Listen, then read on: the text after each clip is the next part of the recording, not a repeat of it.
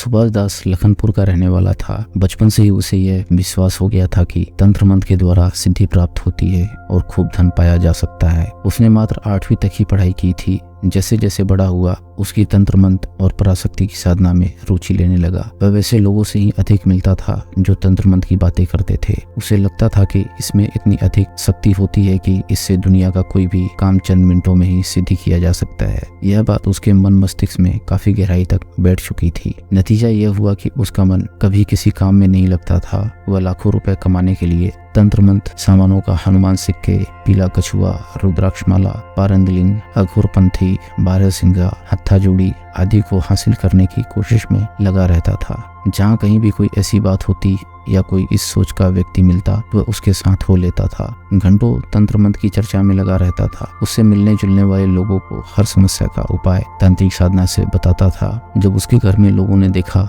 कि सुभाष हमेशा तंत्र मंत्र की दुनिया में रमा रहता है तब उसकी शादी करवा दी। माता पिता ने सोचा घर गृहस्थी की जिम्मेदारी आने पर उसमें सुधार आ जाएगा। उसका विवाह एक युवती के साथ हुआ, लेकिन कुछ समय बाद ही पत्नी उसके व्यवहार और बातों से ऊब गई और उसे छोड़कर अपने मायके चली गई। सुभाष दास भी अपना गांव छोड़कर सिरगिटी में जाकर रहने लगा। वहीं उसके एक महिला से प्रेम संबंध बन गए थे। अकेली रहने वाली महिला को लोग घरेलू उपचार करने वाली के रूप में जानते थे। वह उसके पास रहते हुए तंत्र मंत्र का काम भी करने लगा।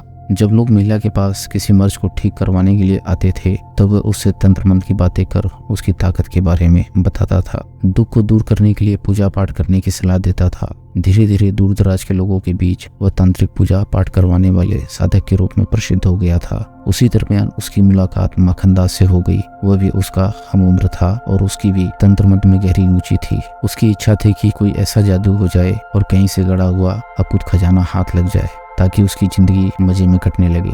उसने भी सुभाष दास की प्रसिद्धि और साधना के बारे में सुन रखा था। माखनदास उसके पास आने जाने लगा। उसे एक तरह से अपना गुरु बना लिया था। अब दोनों ही गुरु शिष्य बनकर आसपास के लोगों की हर समस्या का समाधान तंत्र मंत्र से करने का दावा करने लगे थे। यह उनके जीविकोपार्जन का जरिया बन गया था। पूजा पाठ के बदले में पैसे लेते थे, लेकिन उन्हें बड़ा हाथ नहीं लगा था। दूसरों को तो धन संपदा की बरसात करने का दावा करते थे, गड़े धन को ढूंढ निकालने का आश्वासन देते थे, लेकिन इसके लिए कोई वैसा इच्छुक व्यक्ति नहीं मिला था। एक दिन की बात है, माखनदास ने सुभाष दास से जिज्ञासावश पूछा, गुरु, क्या सचमुच कोई ऐसी अदृश्य ताकत है जो हमें रुपए पैसे से मालामाल कर सकती है? यह हनुमान सिक्का क्या है? इसके बारे में सुना तो मैंने बहुत है, मगर संयम भाव से माखनदास के पूछने पर सुभाष दास ने जवाब दिया, अरे अगर मगर क्या होता है? क्या तुम्हें इस बात में शक है कि भूत प्रेत और आत्मा होती है? नहीं न, नहीं, कभी नहीं। यह तो मानना पड़ेगा कि आत्मा होती है, भूत प्रेत होते हैं। माखनदास ने सहमति में सिर हिलाते हुए कहा। अगले ही दिन माखनदास ने सुरेश कुमार साहू की सुभाष दास से मुलाकात करवा दी। संत राम साहू का बड़ा बेटा सुरेश कुमार साहू सुभाष दास से मिलकर काफी प्रभावित हुआ। उसके सामने ही माखनदास ने कहा, गुरु, यह हमारे गाँव के खूब पैसे वाले हैं। पूरा परिवार सुखी संपन्न और मान मर्यादा वाला है। अभी इनकी आर्थिक स्थिति कुछ ठीक नहीं है, मगर इन्हें विश्वास है कि इनके पुश्तैनी घर में गड़ा धन रखा हुआ है। आप कृपा कर दो, बड़ी मेहरबानी होगी। सुभाष दास ने माखनदास की बातें सुनकर सुरेश साहू की ओर अपलक देखते हुए कहा, मैं यहाँ बैठे बैठे सब ठीक कर सकता हूँ। मैं देख रहा हूँ कि तुम आने वाले समय में बहुत पैसे वाले बनने वाले हो। तुम्हारे मकान के नीचे खूब सोना चांदी छिपा हुआ है जो तुम्हारे पूर्वजों का है। यह सुनकर सुरेश तांत्रिक सुभाष दास के पैरों पर गिर पड़ा और सविनय कहा, गुरुदेव, हम पर कृपा करो, हम तो बर्बाद हो गए हैं। अगर वह धन हमें मिल जाएगा तो हमारी जिंदगी संवर जाएगी, हमारे घर में खुशियां लौट आएंगी, हमारे कर्ज चुकता हो जाएंगे। सुभाष दास ने सुरेश की अधीरता को भांपते हुए कहा, मैं तुम्हारी मदद अवश्य करूंगा। इसके लिए मुझे तुम्हारे घर आकर के एक तांत्रिक साधना करनी पड़ेगी। ये सुनकर सुरेश ने हाथ जोड़कर कहा, गुरुदेव, हमारे घर का माहौल ठीक नहीं है। आपका वहां आना सब पसंद नहीं करेंगे। मेरा भाई और उसकी पत्नी तो इस पर थोड़ा भी विश्वास नहीं करते हैं। इस पर हंसते हुए सुभाष दास ने मधुर वाणी में कहा, दुनिया में ऐसे कितने ही लोग हैं जो इस पर विश्वास नहीं करते, मगर जब वे देखेंगे कि पैसों की हांडी बाहर आ गई है तो खुशी से नाच पड़ेंगे। हाँ, यह बात तो सही है, मगर मैं उन्हें कैसे समझाऊं? कोई रास्ता निकालो गुरुदेव। सुरेश बोला, देखो भाई, तुम अपने घर में बात करो और उन्हें समझाओ। देखो, अगर तंत्र साधना की तैयारी करोगे तो भला तुम्हारे घर का ही होगा।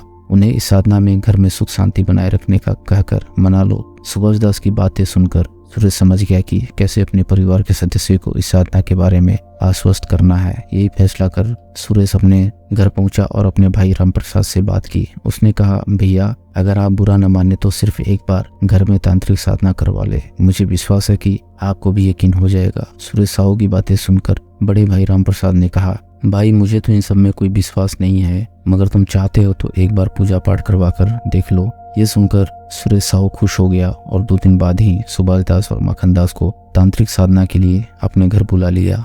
उनके घर पर सुभाष दास और माखन दास आए और रात भर तंत्र साधना करते रहे।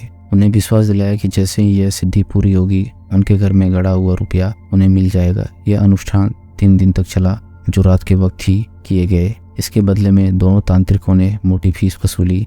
उसके बाद भी जब गड़ा धन नहीं निकल पाया तब सुभाष दास ने माखन से कहा, भाई मुझे लगता है कि यहाँ कोई गड़ा धन है ही नहीं। माखन दास ने धीरे से कहा, फिर आगे क्या होगा? सुरेश साहू तो हाथ से निकल जाएगा। सुभाष दास ने कहा, मैंने तंत्र साधना पूरी कर ली है, अगर रुपए होते तो हमें इशारा मिल जाता। अब अगर यहाँ रुपए नहीं है तो मैं या तुम क्या कर सकते हैं? इन लोगों को गलतफहमी है कि उनके पूर्वजों ने पैसा जमीन में गाड़ रखा था। यह भी हो सकता है कि आसपास के किसी जानकार तांत्रिक ने साधना करके पहले ही यहाँ का गड़ा धन दूसरे की जमीन में खींच कर निकलवा लिया हो। कई बार यह भी होता है कि गड़ा हुआ धन अपने आप कहीं दूसरी जगह चला जाता है। माखन ने हाँ में हाँ मिलाते हुए कहा, हाँ ऐसा हो सकता है, मैंने भी सुना है। इस पर दोनों ने तय किया कि सुरेश साहू और उसके परिवार को यह विश्वास कर लेना चाहिए कि तंत्र साधना के बाद भी गड़ा हुआ धन नहीं मिल रहा है तो फिर आगे दूसरा उपाय भी किया जा सकता है। जब यह बात सुरेश साहू को माखन ने बताई तो वह सिर पीट कर रह गया और बोला, बड़े भैया तो मुझे घर से निकाल देंगे। उन्होंने साफ साफ कहा था कि ऐसा मत करो, मगर मैं माना ही नहीं। तुम लोगों ने मुझे बुरी तरह से लूट लिया। इस पर सुभाष ने कहा, देखो विश्वास में बड़ी ताकत होती है, आस्था रखो।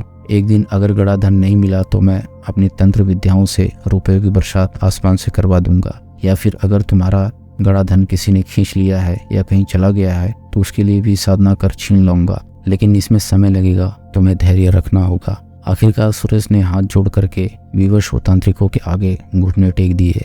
कई महीने बाद एक दिन अचानक सुरेश साहू से माखन की मुलाकात हो गई। औपचारिक बातचीत करने के बाद सुरेश ने सुभाष दास का हालचाल पूछ लिया।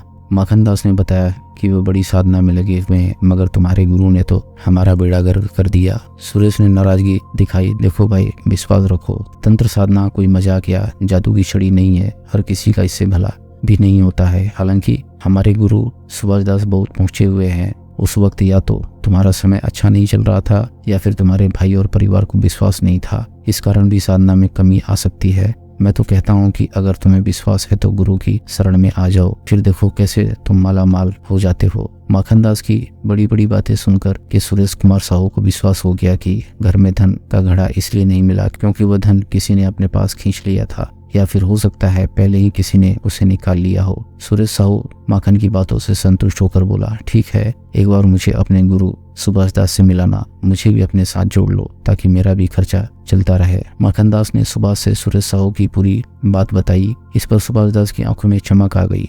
उसने कहा, देखो इस बारे में मैंने कुछ नई जानकारियां इकट्ठी की है। सोशल मीडिया पर यूट्यूब है, वहाँ पर तंत्र मंत्र साधनाओं को देख करके मुझे पूरा यकीन है कि हम माला माल हो जाएंगे। अब सुरेश साहू को कुछ मिले न मिले, तुम और मैं तो माला माल हो सकते हैं, बताओ कैसा रहेगा? ठीक है गुरु, जैसा आप कहो। आखिर हम भी कब तक गरीबी के दिन गुजारते रहेंगे, तो तुम मुझे अपना पूरा साथ दोगे, मैं तन मन से आपके साथ हूँ। माखन दास ने बड़ी श्रद्धा के साथ सुभाष दास के सामने हाथ जोड़कर कहा, तो सुनो, आज हम जो साधना करेंगे उसमें हमें खून देना होगा, और अगर हमने खून दे दिया तो समझो कि हम तो करोड़पति हो गए। खून शब्द सुनकर माखन दास के ललाट पर पसीने की बूंदें उभर आई। घबरा कर वह इधर उधर देखने लगा। यह देखकर सुभाष दास हंसने लगा, देखो तुम तो मेरे ही चेले हो, मुझे तुम्हारा खून नहीं चाहिए। हाँ, सुरेश का कैसा रहेगा? हाँ, मुझे मंजूर है। सुभाष दास की बात सुनकर माखन ने सहमति जता दी।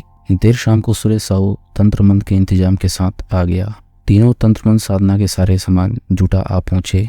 यहाँ सुनसान जगह में देर रात को सुभाष दास ने अपना आसन जमाया और तंत्र मंत्र साधना करने लगा। माखन दास और सुरेश साहू पास में बैठे हुए थे। 2 घंटे के अनुष्ठान के बाद सुभाष उठा और चलने का इशारा किया। माखन दास ने वहाँ का सारा सामान समेटा और सुरेश की मोटरसाइकिल पर रख दिया। कुछ देर में ही पैदल ही पास के खंडहरनुमा वीराने पुराने मकान में थे। वहाँ फिर से अनुष्ठान की तैयारी की गई। सुरेश को साधना पूरी होने तक आंखें बंद रखने की हिदायत दी गई थी। 1 घंटे तक सुरेश साहू आंखें बंद करके बैठा रहा। सुभाष ने अपने थैले से कुल्हाड़ी निकाली और उसका पूजन किया। उसने दीपक की लौ से कुल्हाड़ी की धार गर्म की, फिर एक झटके में सुरेश के सिर पर दे मारी। अचानक हुए तेज वार से सुरेश तिलमिला गया। उसकी चीख निकल पड़ी। आंखें खुली तब तक सुभाष दास ने उस पर 3 से 4 वार और कर दिए। कुल्हाड़ी की चोट से वह लहूलुहान हो गया और थोड़ी देर में उसकी वही मौत हो गई। उसके खून से सुभाष दास ने थोड़ी देर और तंत्र साधना की। माखन दास हाथ जोड़कर खड़ा आसमान से रुपए बरसने का इंतजार करने लगा, क्योंकि सुभाष दास ने खून देने के बाद रुपए पैसे आसमान से बरसने की बात कही थी। जब कुछ देर बाद भी कोई रुपया पैसा नहीं बरसा, तब माखन ने सुभाष की तरफ सवालिया निगाहों से देखा। अब सुभाष भी घबरा गया। माखन दास बोला, गुरु अब क्या होगा? सुभाष आकाश की तरफ देखते हुए बोला, यार मैंने पढ़ा था कि खून देने के बाद मृतक की आत्मा आती है और वह सारी समस्या का समाधान कर देती है। लगता है कि जरूर कोई चूक हो गई। अब क्या होगा? हमें रुपए भी नहीं मिले और सुरेश की हत्या भी हो गई। अब तो जेल जाना पड़ेगा। सुभाष दास ने कहा, चलो यहाँ से भाग चलते हैं। उसके बाद 9 2 11 हो गए। शहर ही छोड़ दिया। दोस्तों, अगर आपको कहानी पसंद आ रही हो तो वीडियो को लाइक करें और चैनल को सब्सक्राइब करें। हम इसी मजेदार कहानियाँ आपके लिए लाते रहेंगे।